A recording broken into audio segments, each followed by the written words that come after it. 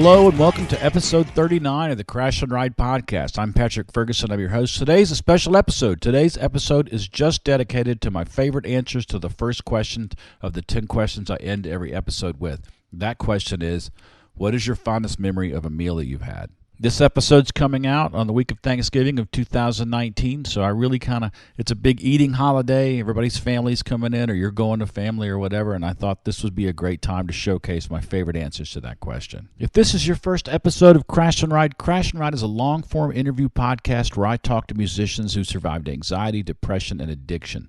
The idea was that if we could see our suffering and the sufferings of others, we could have honest conversations about the war inside our heads and what it's like to try to make a living doing art when sometimes you just can't even climb out of bed. So, as I've said many times on this show and in other places too, like lacking any kind of centralized mental health care or health care at all really for musicians, like no one's going to help us but us. So I wanted to start these conversations, continue them in person with my friends and other musicians who I meet on the road, and we can start to help each other climb out of the tunnel. I myself am a working musician. I play drums in the Athens, Georgia post-punk, post-hardcore, power pop, post-rock band 5/8. We just played last night. We had a great show in downtown Athens. I also play with Mike Mills from REM. He's got a side thing called the Mike Mills Concerto Project. I play in that band. I also play with the Tokyo rock band Pinky Doodle Poodle. They're currently caught in like visa purgatory. They're trying to get back to this country. They're in the application process, and it's just been really long and tedious, and now they have to pay for expedited processing if they're going to get back in time for South by Southwest next year. We'll hopefully get them back by the end of the year, but if you've seen the GoFundMe for Pinky Doodle Poodle and you thought, I like that band, I wonder how they're doing, I can tell you how they're doing. They're doing broke. So if you could throw a couple of bucks that way, man, that would be an incredible help for them, an incredible help for me. I want to get right into this episode because I'm really stoked about it, but first I have a couple of quick announcements. Crash and Ride is brought to you in part by Greer Amplification. Greer Amps builds the best boutique effects pedals available. If you're looking for an overdrive, boost, fuzz, compressor, or tremolo that is rugged, road-tested, and at home on stage, in the studio, or in your living room, Greer has a pedal for you. Nick and his staff strive to build the best products around with the best tone you've ever heard. They believe in their products, and they stand behind them too, backing each one up with a lifetime warranty to the original owner.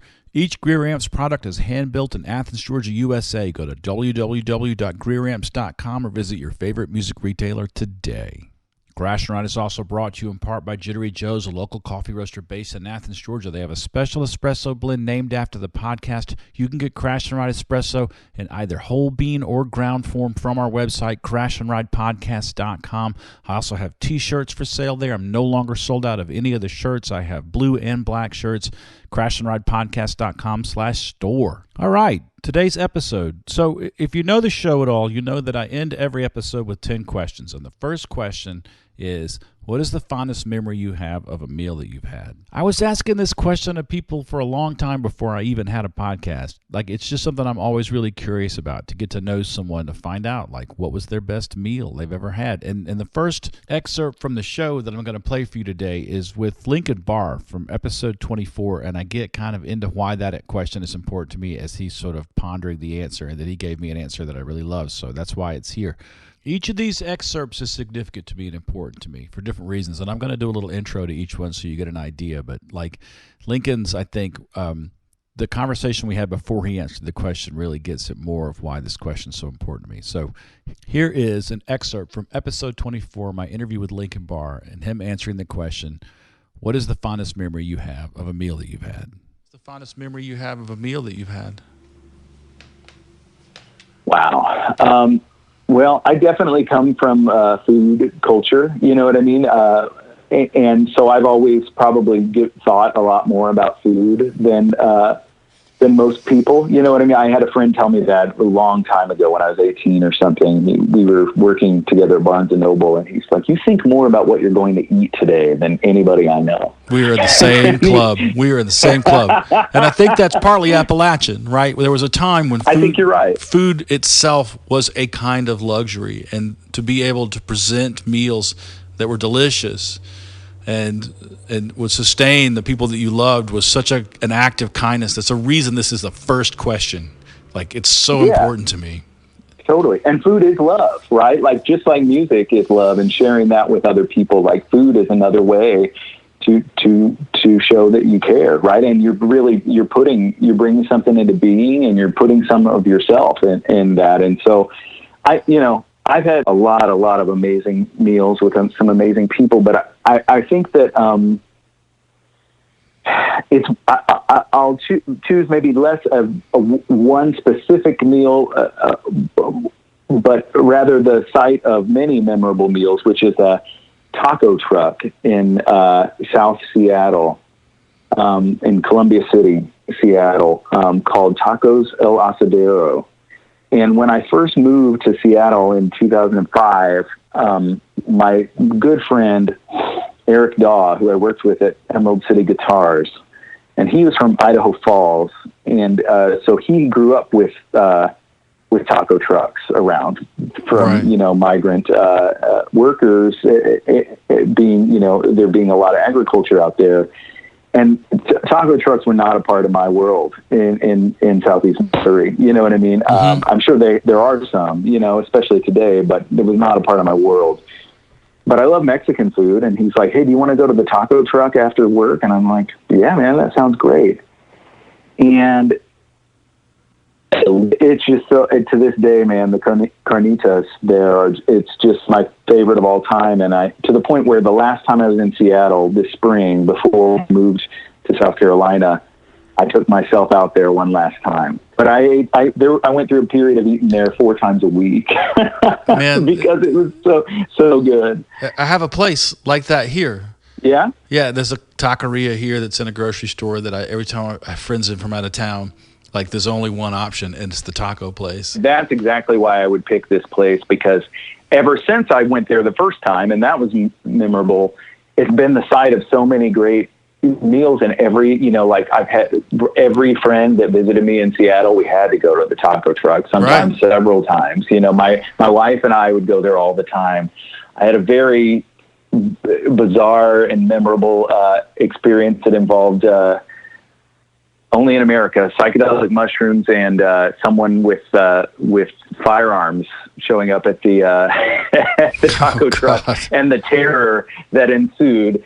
I had that at Tacos El Asadero, and I lived to tell the tale. And it's also really near a great jazz club in Seattle called the Royal Room, that's owned by, or kind of partially owned by, Wayne Horvitz, a great pianist that I played at many times. And so, Tacos El Asadero, definitely my most.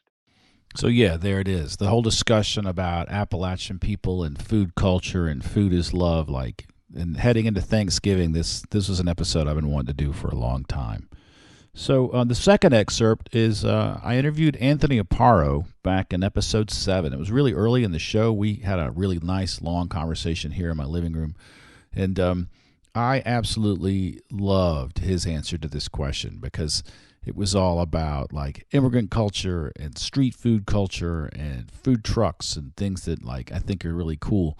And I just loved his answer. So here's Anthony Aparo from episode 7 answering the question, what is the fondest memory you have of a meal that you've ever had? Best meal I've ever had. Favorite, not best. Doesn't have to be best, because I want to make sure that we make the distinction. Sometimes you can have a really garbage meal, but it's with exactly the right people at exactly the right time. Yes. I've had some camping meals that were... Anyway, I'm already sort okay. No, I get what you're saying. What you're saying. Favorite meal would have to be Cleveland, Ohio. Oh, yeah? No, Columbus, Ohio. Okay. The other Cleveland. If you've never been to Ohio, you'll see. Yeah. Columbus with the band I was out on the road with, William Wild, and really great group of guys, very close homies, and we were walking around after the show trying to find something to eat. The options were Taco Bell or this very unassuming Euro food truck in the parking lot across the street. Yeah. And I could already hear this weird fusion Middle Eastern Afro beat playing out of the guy's speakers. And I was like, that's where we're going. Yeah, I'm there already. That's where we're going right now. So we go over there. we walk up, and the guy's got little finger cymbals, and he immediately hits him as we walk up, and he's just like celebrating the fact that we're coming to buy food from him. Oh man, he gets this is so good already. It's incredible. It's incredible. So like he gets the Euro meat spinning, and he's like getting everything going. Then he just comes out of the truck holding instruments. He turns the music up, and he just hands us all the instruments, and we just danced and played these instruments with this guy for like 10 to 15 minutes. And then he was like, "Oh, I got to go make your food." And he like goes back in there, makes me like the best lamb gyro I've ever had.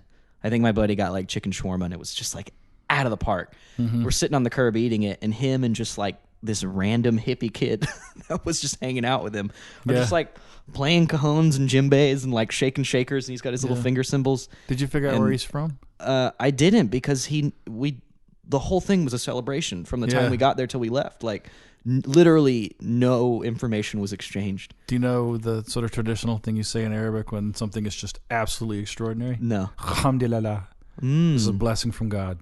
That can be like something as simple as an amazing meal like that, or it can be something really truly remarkable, like someone survives a terrible miss accident or something. I mean, it was one of those moments, I think, that I made me realize this is why I like doing what I doing, man.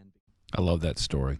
I love that story so much because I'm just imagining, like, that you come out of the gig, you're still covered in sweat, you get all your stuff in the van, and your stomach starts to rumble, and you're like, what are my options? Taco Bell or this magical thing where there's music and friendship and amazing food? And that's a really good one.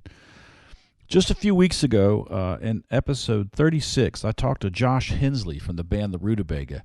And they had actually named a tour they did with the band Chung Antique the This Burrito Made Me Cry tour. And he talked to me about the best burrito he's ever had. Now, at the time in the interview, he couldn't remember the name of this taqueria, but he since texted me to say it's Taqueria Cancun in Bernal Heights, San Francisco.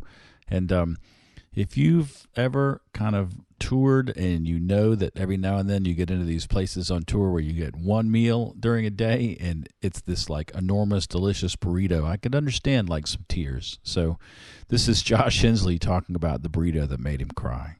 So I think the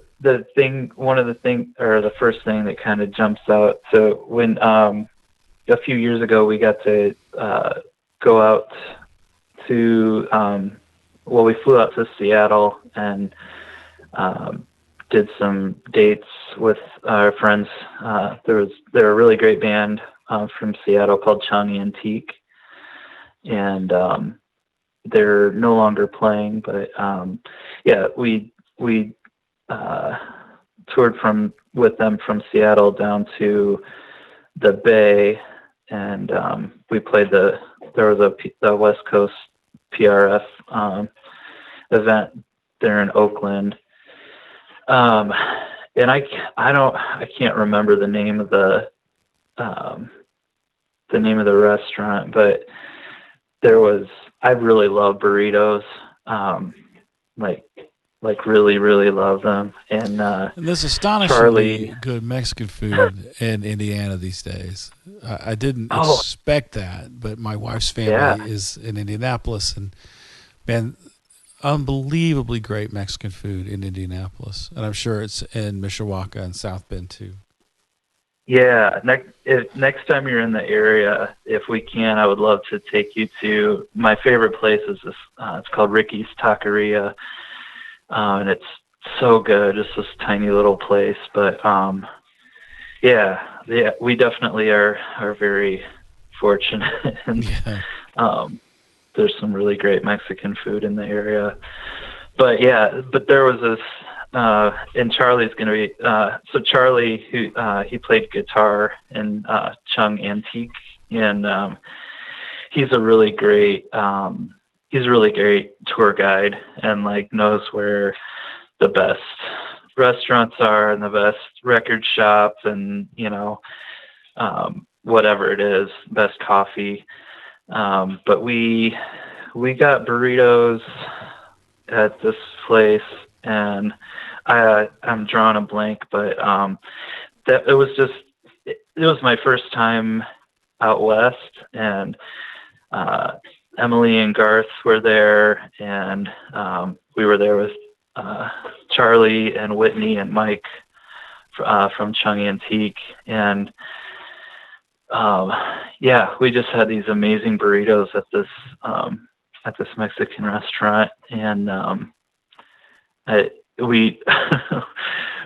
think that was the point where we decided to call it "This Burrito Made Me Cry" tour, because it was just so good. What kind of burrito was it? Do you remember? I'm pretty sure it was al pastor. A favorite of mine. Yeah. Hard to say no to the pork and pineapple. Yeah. Now, there are a couple of references in that story to the PRF, which, if you're a new listener to the program, you may not know is this sort of tongue-in-cheek name for the Electrical Audio Forums, a forum that sprang up alongside the Studio Electrical Audio in Chicago, Illinois. PRF stands for Premier Rock Forum, but there's a whole story behind that. It doesn't really think of itself as the Premier Rock Forum. But PRF gathers in Chicago and other places around the country several times a year and has rock shows. And in the summer, PRF barbecue is like a big deal. It's 4 or 5 days, and there's like 40 bands, and there's free food and free beer, and like you pay one price and you're in for the week. You get a wristband, your band can sell merchandise, and there's a little poetry workshop too, and it's just a really outstanding event. The band Motherfucker from Athens, Georgia, went up there and just laser beamed the room several years ago, and it just changed a lot of people's lives. But most particularly, it changed Erica, the drummer in Motherfucker's life. And they went up the following year, and they absolutely killed it again. And their record came out that year, and they solidified some friendships that had just begun the previous year at the PRF barbecue. And Erica had this idea that, because there's just so much going on, that she wanted to gather everybody together the last day before everybody went home. And this is the story about that. 2 things that are worth mentioning in this clip. One is that the band Chung Antique, that was the band that Josh was out in California with, also shows up in Erica's discussion of the PRF barbecue. It's a big community, this thing, and there's bands in just about every major city that are PRF bands. So Chung Antique makes another guest appearance in Erica's story. Also, as soon as I asked Erica the question, what is your fondest memory of a meal that you've had, she pulled out her phone and she opened her notes app because she had prepared for the interview by having notes. And so as it starts, you can hear me laughing about the fact that she took it so seriously that she brought notes. It was very sweet. You have notes. Yeah, I do. Oh my God, I have notes. I'm a nerd. So I come sweet. prepared. Yeah. I come prepared. So I had a couple of them, but the one that truly just blew my mind goes back to PRF barbecue stuff. So the first PRF barbecue we did, we made friends with this band, Chung Antique, and they didn't really know anybody either, and they were kind of our same age, and we just loved that band, and we just were insta buds. We were just like, yay, new friends. And everybody that lives in Chicago on Monday goes back to work for the most part. They got to go back to their lives. And we were like, well, we didn't really, the problem with PRF barbecues, if there's too many bands, is that you don't get enough time to hang out with everybody. Yes. Because everybody's fantastic. And you could literally just get a lifetime of information from any single person in there. And it's really interesting stuff. So there's this problem of, do I watch the bands or do I talk to my friends or make new friends? It's so frustrating. Yeah, and you can't win because you're always sacrificing something. Like, you'll miss the set that everyone's like, that was the one. And then you're like, yeah, but I was having this really real talk with my friend, right. with the drummer of whatever. So we shared this sentiment with Chung Antique, and we just randomly were like, hey, we're going to go get deep dish at Pequod's, and anybody that can go should go. And that is such good pizza. So yeah, it is. It's quite good. So we went, and a couple people showed up and it was super fun and we had a nice time, and then we all had, went our separate ways and went back to our lives and had our post barbecue depression and all that good stuff. Yeah. And went drudgingly back into reality.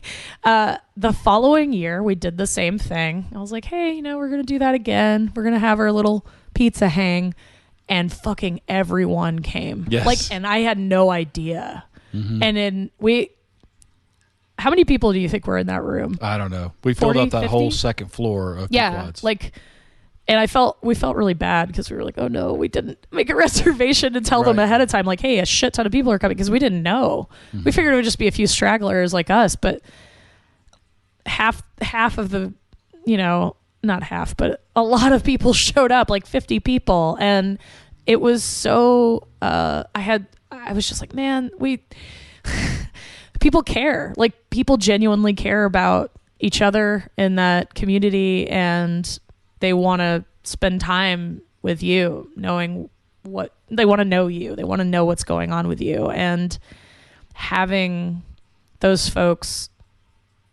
just show up at the last minute on a whim.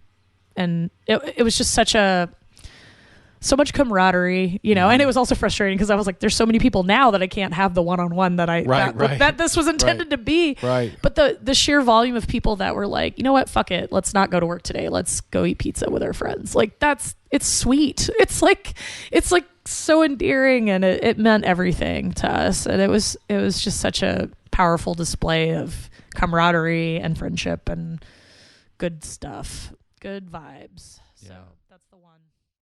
If you haven't heard episode 34, my interview with Erica Rickson, I can't recommend that one enough. It's broken into two parts because it was really long, but Erica was one of my favorite interview subjects ever. I thought she did an amazing job. Just a few weeks before that, in episode 32, I talked to Riley Kirkpatrick. Riley is a musician, but most importantly, a harm reduction specialist at a local clinic for opiate addiction here in Athens. And I felt like the whole discussion about harm reduction was really important to have, so I had Riley on.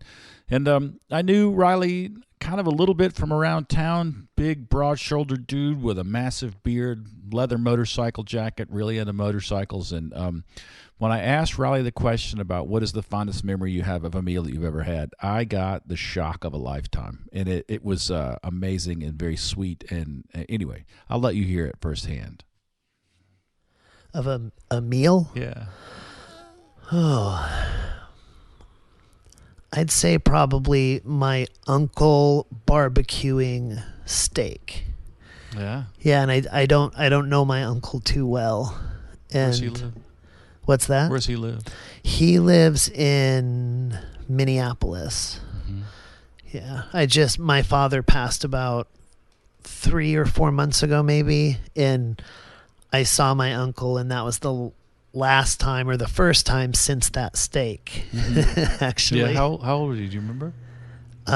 When the steak was? Yeah. I was an adult. There was more to it than that, though. Like, I was in the... Oh, there always is. Yeah. This question's more about community, I think, that people realize. Yeah. Well, and I was in a house of family that didn't know me that well. I'm actually trans also. I'm transgender. What? Wait, what? Yeah. I wish this was video right now so people could see my face and could see Riley. In my big beard and my... A fucking handsome beard. A Yeah. good beard. Yeah, you would never, ever, ever know that Barrel I'm trans. chest, Yeah, strong. no, I'm like visually the epitome of A dude. masculinity. Yeah. Yes. Yeah, no, so I'm kind of selective about when and how I talk about that because it will Sure. become the center point, you know, Yeah. or if that's the first thing I say, then it's can be focused on. But I hadn't seen a vast majority of my family since I literally was a little girl. Uh-huh. And so when I had that steak, like, there was my entire family there, and they were really fascinated. It was literally like we had met for the first time.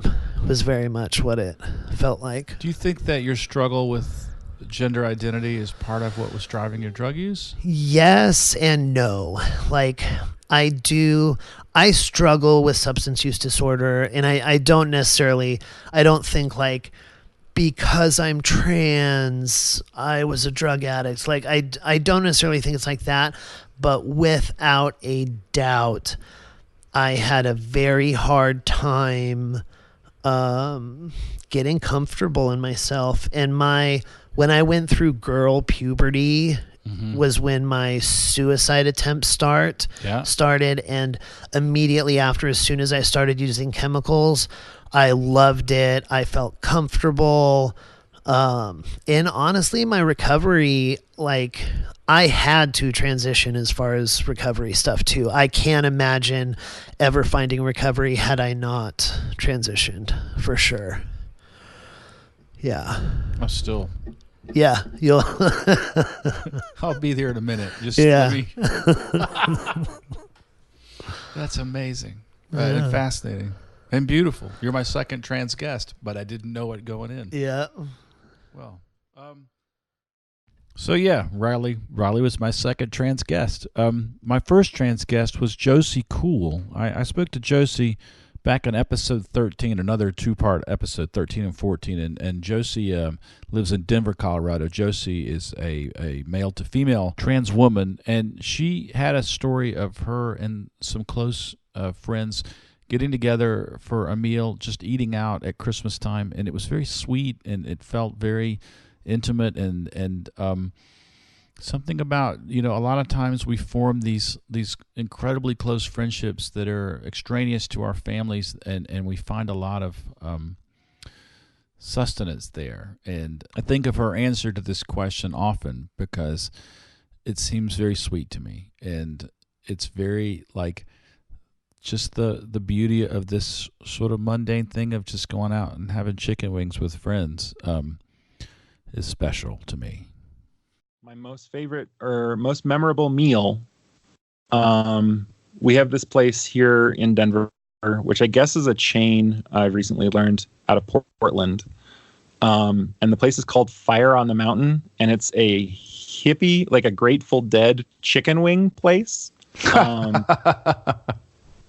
Yeah, it's not my jam at all. Right. But they make the fucking best seitan chicken wings you've ever had in your life. Huh. I love this place. And my friend Mia and I found out about it through this guy that's starting his own restaurant because he was like, oh, I want to make my chicken wings for this Asian fusion place that I'm starting. It's going to be an Asian fusion vegetarian restaurant.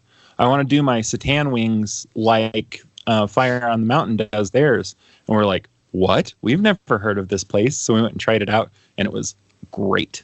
So you can say a lot of bad things about hippies. There's a lot of bad things. Well, there are. And Denver is right. It's Denver. Lot of hippies. Yeah, but I will say this. If it wasn't for hippie women in my 20s, I would have starved to death. Yeah. They took care of me. They were all about abundance and all about nurturing, and they would see this starving punk rock kid, and they'd be like, I'm making a spinach lasagna. And I'd be like, oh, cool. Yeah. So I will say when hippies cook, generally it's... Yeah. It's not a bad thing. And also the original crop of hippies did stop the Vietnam War. We could use some of that now. Yeah. For sure. Yeah. I played in a Southern rock band that got accused of being pretty fucking hippie. I love walking around without shoes. What the fuck do I know? Right. But yeah, I went up to Fire on the Mountain with Mia and Galen from Ersatz Robots. Right. And we brought our spouses, and all 6 of us ate there one day, right around Christmas of this last year. Mm-hmm. And it was just really nice, like really beautiful. It was a nice day right around Christmas. Just got together and had a really nice lunch and hung out, and food was delicious and company was wonderful. And that was the first thing that pops in my head for a memorable meal that I had recently that I really liked. So. So. Yeah. Back in episode 15, I interviewed one of my favorite people in the world, a singer-songwriter based out of Nashville, Tennessee, named Boo Ray. Boo and I are both from Western North Carolina. We share that Appalachian thing, that food thing. And he was the first person on the show to ever mention Sean Brock. Sean Brock, of course, is the founder of the restaurant Husk in Charleston, South Carolina. And he rediscovered a lot of Southern foodways, just through the explorations of his own grandmother's garden. I used to be a big gardener before I started touring so much, and grew a lot of purple hull peas and a lot of really Southern food. And so Boo, it kind of lit a spark in my head, and I'm going to try to get Sean Brock on the show soon. But first, let's listen to Boo talk about his meal with Sean that you've had in your life. Recently, I ate so my buddy Sean Brock, Chef Sean Brock, Yeah. who is so important in the moving forward of the history of Southern food and Southern cooking. Yeah, man. Husk is a true game changer. Which he's no longer involved in Husk. I didn't know. So he's not, but he's starting a new thing. So here in Nashville. Yes. And one of the things that he's done is he's brought back seed banks of seeds from crops that haven't been planted in hundreds of years. Wow. And so there's this one seed that he planted 10 years in a row, and it never and it didn't bear fruit. And it's going to be tough getting old seeds. Sometimes they're not biologically active they're anymore. not climatized. Right. Yes. He planted this stem seed 10 years in a row. On the 10th year in a row, it bared fruit, and it was a thing called rice peas. And I actually ate a few spoonfuls of rice peas of the first crop that had been grown in 200 years. That's one of my fondest memories. How do you prepare rice peas? They're boiled. They're boiled like black-eyed peas or zippa peas. They're very related to. It's a close relative to zippa peas, which is a South Georgia thing. Yeah. Well, that's cool. And you had that like as part of a tasting, or was it? It was a Memorial Day meal a year or so ago. That's wild. I got to find out what that's about. Yeah, so I used to have a huge garden. Yeah, no, I know you've been a gardener. You've been a gardener over the years for Not sure. the last few years because I'm touring so much. But Right. Man, I miss kind of going out there and growing my own food. Sean Brock, besides being like a world-changing chef, is also an avid guitar player. And he and Boo collaborated on a single, which you can find at Boo's website. Just go check that out because it's really great. Patterson Hood I interviewed in episode 37, and as a standard bearer for the New South, it's natural that Sean and Patterson would cross paths. So when I asked Patterson what his fondest memory of a meal he'd had was, he also mentioned Husk in Charleston. This is what he had to say about that. Meal that you've had. Of a meal? Yeah. I've got a photograph of a band meal one night. So this is the first one that comes to mind, so I'll go with that one. And you mentioned Craig Liskey earlier, who was worked for our band for 7 years and was one of my best friends. We were all really close to him. And before he worked for us, I used to work for him because he was a manager at the 40 Watt back when I worked there. And so he was my boss. And then later on, he came and worked for us. And we had a really special friendship. And he passed away rather suddenly. He had a heart attack during one of our homecoming weekends in 2013. And we all got invited to have dinner at this restaurant that had just opened that went on to become a really big deal called Husk in Charleston, South Carolina. And the chef who opened it, Sean Brock, became like a celebrity chef. And I mean, he's won like numerous James Beard awards and every imaginable award. But he had just opened this place and invited us all for a dinner on an off night in Charleston. And there's this picture of us all sitting around that table eating just all this amazing food. And I was sitting next to Craig. And so that's the one that just popped in my head as the quick answer because it was just a special one. Have you seen the video of Sean and Anthony Bourdain? Oh, and Anthony Bourdain at Waffle House. Oh my God, yeah. I laughed so hard I cried the first time I saw that, and then I watched it again after Anthony Bourdain, and I cried all after he died. I watched it. And So I wrote something about that video of Anthony Bourdain and Sean Brock in the Waffle House, and it's available on the Crash and Ride website at crashandridepodcast.com. If you want to read that, it's a little essay. So I'm reaching out to Sean Brock through various channels. I want to see if I can get him on the show. I think he'd be a great guest. I have a couple of quick announcements here at halftime for the show. So recently I found out about this new mental health organization called Backline. Backline is a new industry-wide initiative focused on mental health for musicians. Backline is a hub for artists, industry professionals, and their families to quickly and easily access mental health and wellness resources. Backline has partnered with leading support organizations and care providers to streamline access to services specifically geared towards the music industry. Go to www.backline.care to get the support you need to thrive, both on and off the road. What they do, Backline, is they assign a case manager to whatever musician calls them, and that case manager is going to connect you depending on your income level and where you live and what they can help you with and what insurance coverage you have, with the most cost-effective and read as close to free as they can get it resources for you to help you get through whatever crisis you're in. That includes things like sober companions for musicians who are trying to stay straight on the road.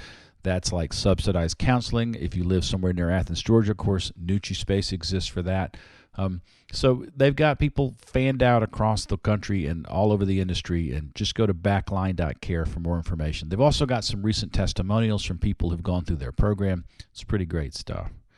I'd also like to remind you that if you're experiencing anxiety and depression and you're contemplating self-harm, you can always call the National Suicide Prevention Lifeline at 1-800-273-8255. It's 24/7. It's free. It's confidential. They have trained volunteers to help you through your crisis. The National Suicide Prevention Lifeline is at 1-800-273-8255, or go to suicidepreventionlifeline.org. Also, as I just mentioned, Nucci Space is here for musicians in the Athens and Atlanta area. You can go to Nucci Space and get referral for subsidized mental health care if you're a musician, or if you're just an average person, they can connect you with resources that might be able to help you, and they can help you navigate the minefield of private insurance and all that crap. Nucci Space is a really amazing organization. They've saved hundreds of lives, including my own. You can call 706-227-1515 or go to nuci.org. That's nucci.org to get the help that you need. Can't recommend them enough. Okay. So back in episode 16, which came out right after the Bourdain episode, I talked to Patrick Nahoda, who was a former wilderness firefighter in Northern California and survived a really close call with a fire. But his story about his favorite meal really touched me, because it was about family and Christmas and getting together and cooking with another person, which is something I love to do. And I wanted to include it here because I thought it was really great. That you've had? Oh, man. Probably being with all my family at my house, the house that I grew up in Sacramento. A really good friend of mine, Justin Green. He's probably one of the best chefs out there. He's worked in a bunch of different restaurants, but we used to cook a lot together. So we would do, family get-togethers and holidays at my parents' house, and Is there a specific one that sticks out? There's so many. There was a Christmas that we all did. His grandmother was over from England. We just had everybody there. Everybody was healthy. Everybody was still alive. Everybody was happy. Right. The food was excellent. The whole process of prepping it, everything. Do you remember what you guys ate? Yeah, actually, he made porchetta, which is like pork. You've had porchetta. Yeah. So he did it all from scratch. We got a big piece of pork belly and made everything to fill it and rolled it up, and I ended up doing dessert that night. I did my best take on I think it's like bucha de noel. It's like a Christmas style log cake where you roll it as well. So it's kind of like rolled. Yeah, it was like the equivalent of the porchetta, but in dessert. And his mom and grandma, I think, made some Yorkshire pudding that night. It was just sounds outstanding. It was great. Like I said, it was really good. Everybody was there. Patrick's a great guitar player and has a band called Nahoda in Nashville that I just really love. It wasn't long after that big dinner that they had at Christmas that his mom came down with cancer and eventually passed away. And it was a real struggle for him. So that was a really special meal for him. Back in episode 11, I talked to Susie Ulrey, the lead singer and guitar player in the band Pogo. Susie's one of those people who manages to maintain just an incredibly bright and shining personality despite the fact that she's been struggling with the slow decline of her physical abilities from multiple sclerosis now for many years. And she's just really, man, she's a fantastic person who's been through a lot and just is always radiates love and caring for other people, which I think is remarkable. She talked about the sauce that her family used to make on Sundays after church, and I really loved the story about it and the fact that it's just so simple and perfect. Susie's grandparents were Italian, and one of the great things about Italian food is that it can like have 4 ingredients and still be the best thing you've ever eaten. So I wanted to include her memory of the Sunday sauce here. Your favorite memory of a meal that you've had? Oh, sauce every Sunday. My mom would put a pot of sauce on when we got home from Mass. Red sauce? Pasta sauce, yeah. Yeah. Yeah, meat sauce. Yeah. I mean, the memory of the onions and the garlic sauteing, the smell. Yeah, the sweating the aromatics, as the professionals and call it. When she'd make meatballs, sometimes she would flatten one out and like make a little patty for me and my sister to eat, so it would have like all of the breadcrumbs and the seasonings and everything in it, and it was like this really delicious. Did she cook her meatballs in the oven and then put them in the sauce, or were they served separate? Or no, they were. I think she browned them and then put them in the sauce. In a skillet. Yeah. And was it like a heavy rosemary, like bolognese, or no rosemary? No rosemary. It's a really simple. It's a really simple recipe. It's crushed tomatoes, tomato paste, onions and garlic, olive oil, salt, pepper, ground beef. Cover the top with basil, the pot, Man, it sounds extraordinary. You let it simmer for like 4 or 5 hours until the wooden spoon stands up in the pot. Oh, then wow. It's ready. That's thick. Yeah. Yeah. Was she pretty hardcore about the al dente pasta too? Oh, yeah. Yeah. Every Italian I've ever met. It's like, Sicilian. You cook your pasta to mush and I won't eat it. No. Full stop. And Keith's like, what are you talking about? This is fine. I'm like, no. It's awful. Yeah. Civilians, they don't get it, man. Yeah. The whole Italian pasta laws are... Keith is Susie's husband. He's a great drummer and a really great guy. One of my favorite people on the planet. So, the next excerpt... Episode 10 of this show was my interview with Evan Rowe, and while I love almost every single interview I've ever done, the one with Evan is particularly important to me because Evan he's of all the people I've interviewed, like his sadness is so similar to mine, and he has had a longer struggle with it and a deeper struggle with it than I have, and I just feel such a kinship with him. And his answer to this question, I still can't hear it without getting really emotional, mostly because of how he was in the interview and the way that he made me feel when I was talking to him, but also that he saw the true dichotomy of this question. Like, he had this amazing, expensive meal with his wife, and that was his number one answer, but his number 2 answer was like also any meal he'd ever eaten in the woods, and that to me gets at the heart of this question. Like, what is the fondest memory you have of a meal that you've had isn't just about how much money you spent, but just how much joy that moment brought to your life. Ever had?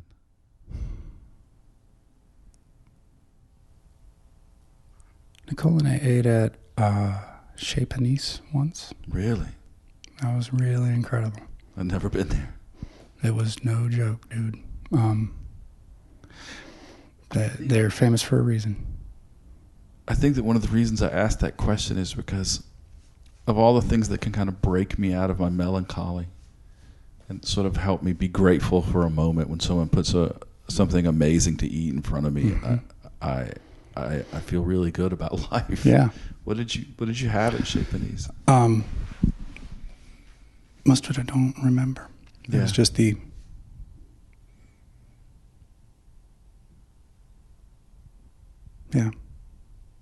something about the improbability of Nicole and I ending up there. Right. In that state to begin with, and then in that restaurant. And when was this? 2010, 11. Yeah. So still fairly Yeah. The other answer is anything I've ever eaten in the woods. Yeah, that's funny. That's my second as a tour experience I had. Where I was in France and had a meal that was my first meal in France, and it was just so outstanding, and the moment was so magical. But after that, it has a lot of like fish that we had caught, cooked over a fire that we had made. Right. You ride a motorcycle all day and right. end up in the woods camping and cook a steak over a fire. Yeah. Eat it with a pocket knife. Right. It's really something. Yeah. That episode is really amazing. It's really heavy, and it has helped some people. Evan talks about finding treatments that finally worked for him to battle his suicidal ideation, and it's man, if you can go back and listen to episode 10, I highly recommend it. It's outstanding. Every back episode is somewhere on the website, and you should be able to download an MP3 that you can load into your podcast player. But if not, it should also be available on the Patreon page. So back on episode 19, I talked to Riley Walker, and it was a huge interview for us. I didn't know that it was going to do the kind of numbers that it did. But speaking of that dichotomy of like, a meal doesn't have to be expensive to be amazing. Riley has a tour story about dumpster diving for pizza that I think is really illustrative of that point, and really, really kind of poignant, because if you've never been really, really hungry, you don't really know what it's like to finally like get enough to eat. What's the fondest memory you have of a meal that you've had? Fondest memory of a meal? Oh man.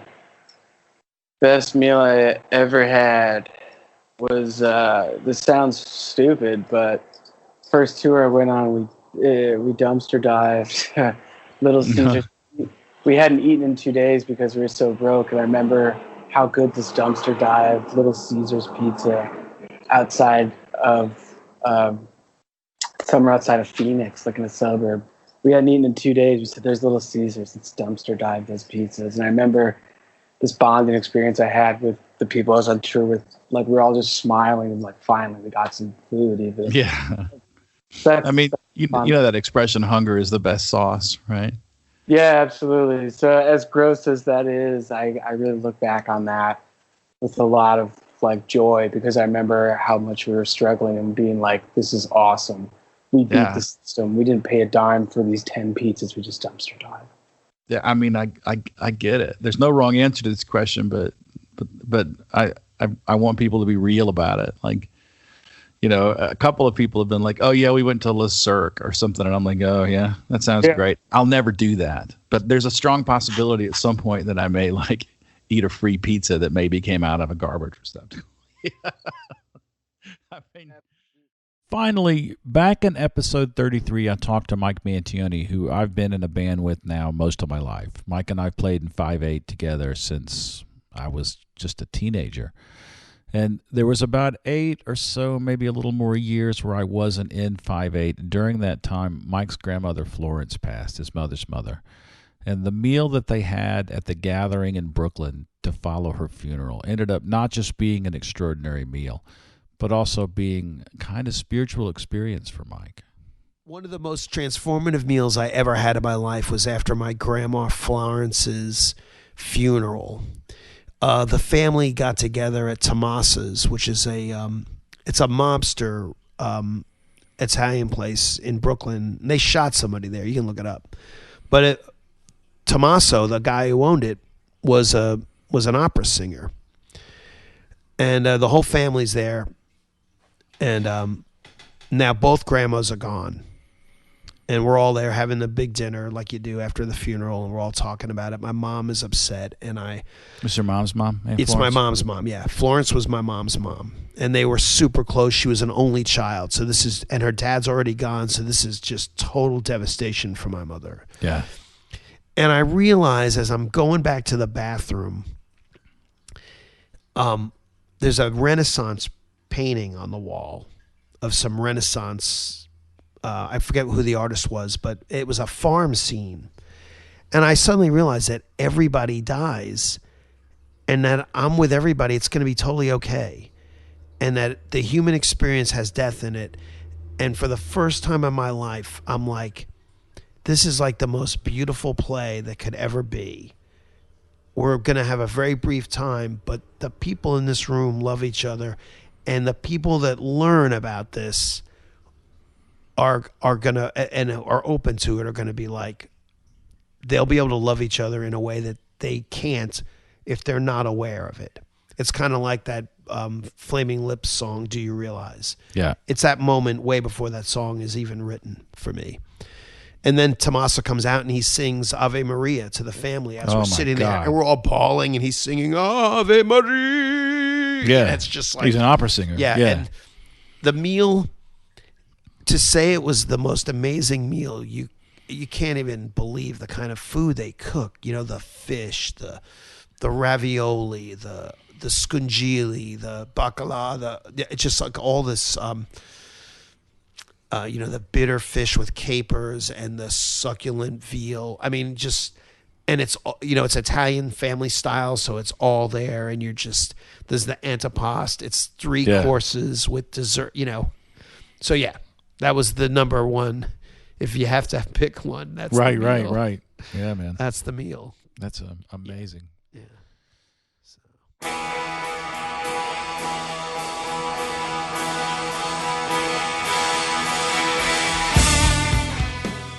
All right, that's our Thanksgiving episode. Look, I know the holidays are tough for a lot of people. They've always been really tough for me, and especially if you come from a broken home or you've got dysfunction of any kind in your family. I wanted to put something together about gratitude and about food and about family, so it might be a little source of strength for people heading into the cauldron of family stuff at the holidays. So know that we care about you a lot, and we're pulling for you. Thanks to Jake Kreger. He helped put this together. He's the guy who gives me notes after every show to help me make the show better. So if the show's better now than it was the first time you heard it, it's due to Jake Kreger. Thanks to Gene Wolfolk and the band The Powder Room. Both the songs in this episode are from their album Curtains, which is available on their Bandcamp site, thepowderroom.bandcamp.com. I didn't play on the album Curtains. I played on the next album, Lucky, which is also available at that same Bandcamp page, so go check it out if you'd like. Thanks to Heil Audio for these 2 PR40 microphones that I use on the podcast. If you're looking to improve the audio of your podcast, you could do a lot worse than the Heil PR40. I used to use it in the studio on snare drum, kick drum, and sometimes bass cabinet, but it's a really, really, really good broadcast mic, and they gave me a really good deal on it. So, again, thank you for listening. I hope this episode was great for everybody. I'm really proud of it. I'm really, really grateful to all these wonderful people who've come and sat with me these last few months, this last year, really. It'll be our 1-year anniversary at South by Southwest this year. I hope we get to celebrate together. I hope you're there with your band or just there to see music. But until we speak again, take care of yourself. Be kind to yourself. Ask for help if you need it. Go see live music. Support your favorite band. And remember, loud guitars save lives.